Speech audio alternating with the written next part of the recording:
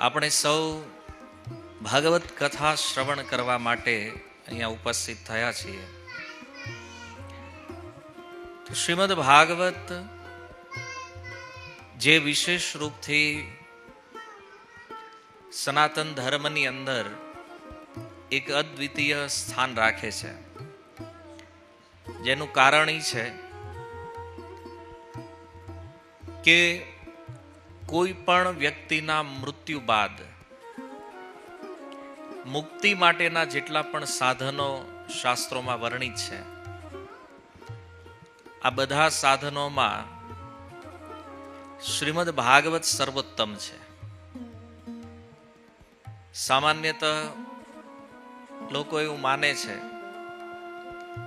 કે ગયા તીર્થની અંદર શ્રાદ્ધ કર્મ કરવાથી જે પિતૃઓ છે એ મુક્તિને પ્રાપ્ત કરે. ક્યારેક ક્યારેક ઘટનાઓ એવી પણ બની છે કે ગયા તીર્થમાં શ્રાદ્ધ કર્યા પછી પણ કોઈની મુક્તિ ન થઈ હોય તો ભાગવત મહિમાની અંદર ધુંધુકારીના પ્રસંગમાં આ વાત પ્રસિદ્ધ છે કે ગૌકર્ણજીએ ગયા તીર્થ છોડીને જેટલા પણ તીર્થો છે એ બધામાં તીર્થાટન કર્યું, હરેક સ્થાનમાં શ્રાદ્ધ કર્યું. અંતે ગયામાં આવ્યા ત્યાં પણ એમણે શ્રાદ્ધ કર્યું અને ત્યારબાદ એમને ખબર પડી કે ગયા શ્રાદ્ધ કરવા પછી પણ એના ભાઈની મુક્તિ થઈ નથી. તો એણે જ્યારે એનો અંતિમ ઉપાય સંશોધન કર્યો તો અંતિમ ઉપાયના રૂપમાં ગૌકર્ણજીને ખબર પડી કે વાસ્તવમાં શ્રેષ્ઠ ઉપાય શ્રીમદ ભાગવત મહાપુરાણ છે. કે ભાગવત કથા જ્યારે કોઈની પાછળ કરવામાં આવે છે અથવા ભગવાનની આ દિવ્ય લીલાઓનું ગાન કરવામાં આવે તો નિશ્ચિત રૂપમાં જીવ મુક્તિ પ્રાપ્ત કરે, એમાં કોઈ સંદેહ નથી. પણ જો વર્તમાન સમયની અંદર પરિસ્થિતિઓ જુદી છે. અત્યારના સમયમાં લોકો એ જાણતા પણ નથી કે ભાગવત છે શું. ઘણીવાર એવા પ્રશ્નો પણ થતા હોય છે કે ભાગવત અને ગીતા બે એક છે કે જુદું છે. કારણ કે નામ સિમિલર હોવાના કારણે થોડું કન્ફ્યુઝન છે શ્રીમદ ભગવદ ગીતામાં અને શ્રીમદ ભાગવતની અંદર. તો વિચાર કરો કે નામમાં જ કન્ફ્યુઝન છે તો એના વિષયમાં જ્ઞાન હોવાની તો કોઈ સંભાવના નથી. બંને ગ્રંથો મહત્વપૂર્ણ છે, પણ ખાસ કરીને શ્રીમદ ભાગવત જે છે એને જીવની મુક્તિનો અંતિમ ઉપાય માનવામાં આવ્યો છે. પરીક્ષિત મહારાજ પાવન ગંગાજીના તટે સુખદેવ ગોસ્વામીને પ્રશ્ન કરતા કહે છે, અતઃ પૃચ્છામિ સંસિદ્ધિમ યોગીનામ પરમમ ગુરુમ. મારે 7 દિવસની અંદર મરવાનું છે, અતઃ એટલા માટે યોગીનામ પરમમ ગુરુમ, હે યોગીઓના પરમ ગુરુ, પૃચ્છામિ, હું તમને પૂછી રહ્યો છું. શું પૂછે છે કે મ્રિયમાણ વ્યક્તિ જે છે, અર્થાત જેનું મૃત્યુ નિકટતમ સમયમાં થવાનું છે, આવા વ્યક્તિઓએ શું કરવું જોઈએ? તો નિકટતમ મૃત્યુનો અર્થ શું છે? કે જે મૃત્યુથી નજીક છે.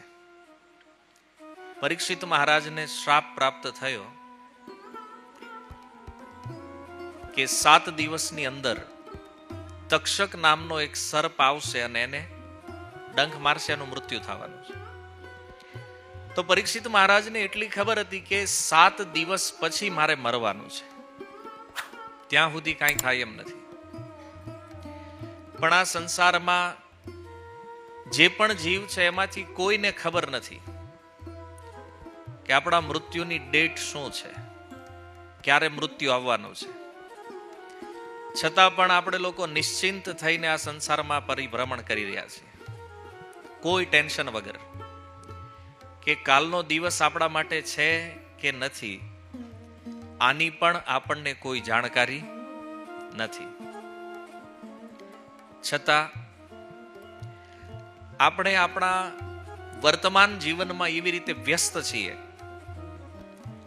કે આ વિષયમાં વિચાર પણ કરતા નથી. ક્યારેક ક્યારેક સમાચાર મળે કે ફલાણા ભાઈને હાર્ટ એટેક આવી ગયો તો થોડુંક આપણને દુઃખ લાગે. ક્યારે અચાનક ક્યારેક સમાચાર મળે કે આ ભાઈ હવે નથી રહ્યા, તો મનમાં પહેલો વિચાર આવે અચાનક. મૃત્યુ અચાનક નથી,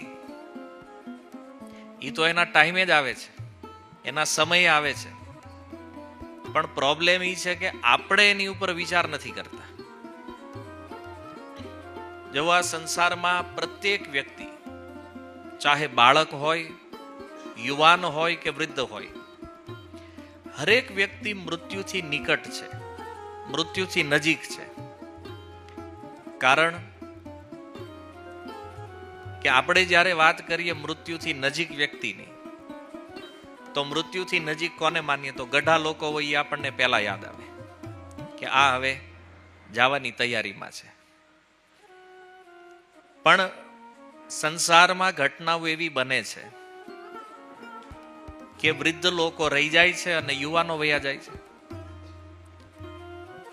એટલા માટે આ સંસારનું એક નામ મૃત્યુલોક છે. અહીંયા મૃત્યુ ગમે ત્યારે થઈ શકે છે. અને એટલા માટે જે લોકો મનુષ્ય બન્યા છે એનું પરમ કર્તવ્ય એ છે કે આ મૃત્યુના વિષયમાં જિજ્ઞાસા કરે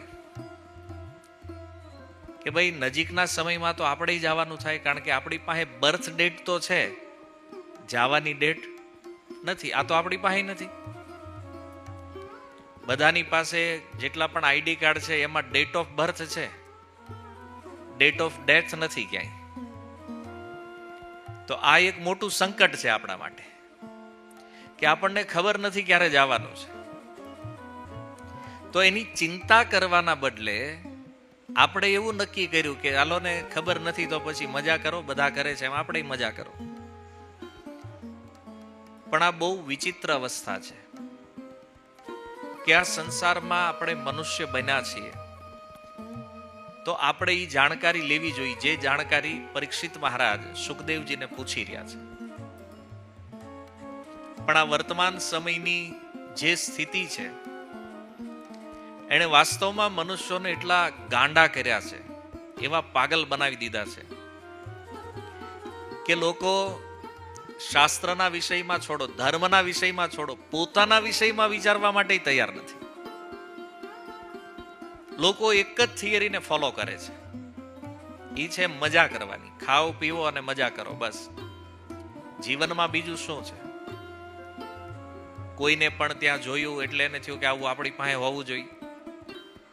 કોઈના પણ ભોગોને જોયા તો આપણા મનમાં એવો ભાવ જાગે કે આ આપણી પાસે હોવું જોઈએ. અને આ દેખાદેખીની દુનિયામાં આપણે વાસ્તવિકતાથી કેટલા દૂર ભાગી રહ્યા છીએ. આજકાલ તમે જુઓ કે લોકો ધર્મના વિષયમાં જેટલા તર્ક કરે છે, ધર્મના વિષયમાં જેટલી ઉલટી વાતો વિચારે છે, આટલો વિરોધ ક્યારેય તમે અસત્ય વસ્તુનો નહીં જોવો સંસારમાં. અચ્છા, એક વસ્તુ વિચારો કે દારૂ પીવું એ સારી વાત છે કે ખરાબ છે? ખરાબ છે. તમે ક્યારે એના માટે વિરોધ થતા જોયો છે? જોયું છે ક્યારે? એનો વિરોધ નથી. પણ સારી વસ્તુઓનો વિરોધ તમે જોયો છે. મંદિરોના વિરોધ માટે લોકો કેટલા આંદોલનો ચલાવી રહ્યા છે. કથાઓના વિરોધ માટે આંદોલનો છે. ધર્મનો વિરોધ કરવા માટે હરેક વ્યક્તિ પાસે સમય છે. પણ આ દુનિયામાં એવી કેટલી વસ્તુઓ છે જે ખરાબ છે, જે જરૂરી નથી, એવું થઈ રહ્યું છે. તો એના માટે કોઈ હજી સુધી વિરોધ કર્યો નથી. મેં તમને એક એક્ઝામ્પલ આપ્યું. આવી ઘણી બધી વસ્તુઓ છે. માની લો આ થિયેટર છે, તો એની જરૂરિયાત છે કે નથી? મનોરંજનનું સાધન છે ને, અને મનોરંજનના નામે લોકોના જીવનનો સત્યાનાશ કરે છે. આજ સુધી થિયેટરનો વિરોધ કરતા લોકોને જોયા તમે? ક્યાં ન હોવું જોઈએ, કેમ? ટાઈમ પાસ છે, નહીં કરે. પણ કથાનો વિરોધ કરવા વાળા માણસો તમે જોયા છે કે ભાઈ કથા છે એ ટાઈમ પાસ છે, આ ન હોવું જોઈએ, આનો વિરોધ છે. તો આનાથી એક વાત એ સમજવાની છે કે લોકોની બુદ્ધિ ક્યાં કામ કરી રહી છે. એ જો શું સારું છે, શું ખરાબ છે, કોનો વિરોધ કરવો જોઈએ, કોનો વિરોધ નહીં કરવો જોઈએ, કોણ જીવન માટે જરૂરી છે, શું જીવન માટે વધારે નકામું છે, કોઈ વિવેક બુદ્ધિ નથી. બસ એને પોતાના મનમાં લાગ્યું આ નથી સારું તો કે છોડો હવે આમાં શું છે. એને લાગ્યું કે આ સારું છે તો પછી ગમે એટલું ખરાબ હોય તો સારું છે. આ વાસ્તવિક સ્થિતિ છે અત્યારે દુનિયાની, કે ખરાબ આદતો જે છે, ખરાબ વસ્તુઓ જે છે એનું પ્રમોશન થઈ રહ્યું છે, અને જે સારી વસ્તુઓ છે, જે જીવન ઉપયોગી છે, જેનાથી આત્મકલ્યાણ થાય એવું છે, આના માટે લોકો વિરોધ કરી રહ્યા છે. આનું કારણ શું છે? કારણ માત્ર એટલું છે કે લોકોમાં વિવેક બુદ્ધિનો અભાવ છે. અને વિવેક એટલા માટે નથી કારણ કે સત્સંગ નથી. સત્સંગના તો નામથી લોકો ભાગે છે અત્યારે. તો સારું છે તમે અહીં આવીને બેઠા છો આટલા લોકો સાંભળવા માટે. આ નકર આમાં કોઈને રસ નથી. આ દાદા વૈયા ગયા છે તો એ એક માધ્યમ બન્યા છે, નિમિત્ત, કે ઈ બાને સત્સંગ સાંભળવા બેઠા. નગર હમણાં એમ નામ કીધું હોય કાંઈ ન હોય સત્સંગ છે આવજો, તો આમાં જ અડધા ન હોય. સાચું છે ખોટું? હમણાં થોડાક ટાઈમ પહેલા એક ભાઈએ મને કીધું કે હાલો ને આપણે લગ્નમાં સત્સંગ રાખવી. મેં કીધું કોક વયું ગયું હોય ને ન્યા સાંભળે, અહીં લાગે તમને સાંભળે? તમને લાગે ફાર્મમાં આપણે ગયા હોય ન્યા કીધું કે હાલો ભાઈ હવે લગ્ન હાલે એક બાજુ ને એક બાજુ સત્સંગ આગવી, કેટલા લોકો સાંભળવા આપે? નથી. રસ જ નથી ભાઈ, વિવેક છે જ નહીં. કેમ? કારણ કે સત્સંગ નથી. સ્વામીજીએ કીધું ને, બીનું સત્સંગ વિવેક ન હોય, રામ કૃપા બીનું સુલભ ન સોય. સત્સંગમાં જાતા હોય તો ક્યારેક આ વિચાર આવે, ક્યારેક મનમાં એ ભાવ થાય કે એક દિવસ મૃત્યુ આવશે તો એ પહેલા આપણે કંઈક તૈયારી કરવાની છે. કારણ કે તમે માનો કે ન માનો પણ જવાનું છે એટલું તો કન્ફર્મ છે ને. માની લો કોઈ વ્યક્તિ એમ કહેતો અમે તો ભગવાનમાં નથી માનતા, અમારી તો શ્રદ્ધા શાસ્ત્રોમાં નથી, અધ્યાત્મમાં નથી. શ્રદ્ધા હોય કે ન હોય પણ મૃત્યુ છે એ તો માનો છો ને, એક દિવસ જવાનું તો છે. તો આત્મકલ્યાણ અર્થે આપણી તૈયારી શું છે? નથી. કારણ કે આપણને ખબર જ નથી કે મૃત્યુ શું છે. આપણે નથી મૃત્યુને સમજતા, અને એટલા માટે મૃત્યુ માટેની જે પ્રોસેસ છે એને આપણે સમજતા નથી, અને એના ઉપર આપણા આત્મકલ્યાણની જે પ્રોસેસ છે એને પણ આપણે નથી સમજતા.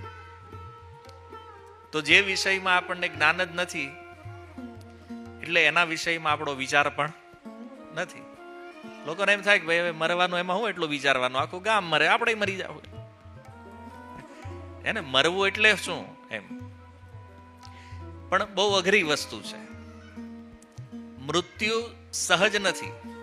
એટલે ગીતામાં ભગવાન કહે છે, જન્મ મૃત્યુ જરા વ્યાધિ દુઃખ દોષાનું દર્શનમ. જન્મ, મૃત્યુ, જરા અને વ્યાધિ, આ ચાર વસ્તુ છે એ દુઃખ છે. પણ સંસારમાં જેને દુઃખની અનુભૂતિ ન હોય એ સુખ માટે પ્રયાસ કરે ખરા ક્યારે? અથવા દુઃખ નિવૃત્તિ કરવાનો પ્રયાસ કરે ખરા? દુઃખ શું છે એ ખબર જ નથી તો એ માણસ પ્રયાસ શું કામ કરે? તો એના માટે એ ખબર તો હોવી જોઈએ ને દુઃખ છે તો દૂર કરવાનો પ્રયાસ કરે. તો જે માણસ જાણતો જ નથી દુઃખ શું છે એ એમાંથી છૂટવાનો પ્રયાસ શું કામ કરે? આ જો ભક્તિ માર્ગ એટલો સુંદર માર્ગ છે તો આપણા મનમાં એક પ્રશ્ન થાય કે લોકો કરતા કેમ નથી? ભક્તિ તો બહુ સારી વસ્તુ છે, લોકો શું કામ નથી કરતા? તો નહીં કરવાનું એકમાત્ર કારણ એ છે કે એને ખબર તો હોવી જોઈએ ને શું કામ કરવાનું છે. માની લો તમે બધા ચપ્પલ પહેરો છો ને, તો તમને કોઈ પૂછે ચપ્પલ શું કામ પહેરો તમે? કાંઈ નહીં, બધા પહેરે છે, તમે પહેરી છે. એવું હોય કે એનું કઈ કારણ છે કે ભાઈ રસ્તા ઉપર નીકળ્યા તો કોઈ પથ્થર ન વાગે, કાંકરી ન વાગે, ગામડામાં હોય તો કાંટા ન વાગે, યા તો ઉનાળો હોય તો પગ ન બળે, પગની સુરક્ષા માટે ને. તો રેતી વાગવી, કાંટા વાગવા, પથ્થર વાગવા, આ દુઃખ